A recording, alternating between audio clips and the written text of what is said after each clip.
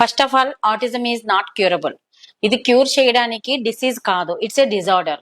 So autism కానీ ADHD కానీ manage చేయగలం కానీ కంప్లీట్ గా క్యూర్ చేయలేము.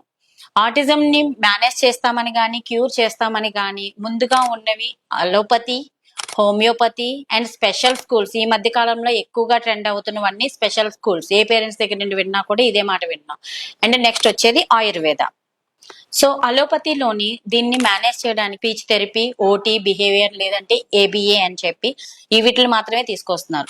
దీనిలోని జస్ట్ ఎక్స్టర్నల్ ట్రైనింగ్ ఉంటుందే తప్పితే ఇంటర్నల్ హీలింగ్ అనేది ఎక్కడా జరగదు. అదే విధంగా మనం హోమియోపతికి వస్తే హోమియోపతిలో పిల్స్ ఇస్తారు. అందులో కూడా కంప్లీట్ డీటాక్సిఫికేషన్ ఏదైతే జరుగుతుందో ఆయుర్వేదం ప్రకారంగా అది జరగదు. అండ్ వాళ్ళు ఇచ్చిన మెడిసిన్స్ తోని కొంతవరకు సిమ్టమ్స్ ని మేనేజ్ చేయగలరే కానీ ఇంటర్నల్ హీలింగ్ జరగడం, నేచురల్ బ్రెయిన్ డెవలప్మెంట్ జరగడం అనేది జరగదు. అండ్ అగైన్ వీళ్ళు కూడా స్పీచ్ థెరపీకి, ఓటీకి, బీటీకి సజెషన్స్ ఇస్తూ ఉంటారు పేరెంట్స్.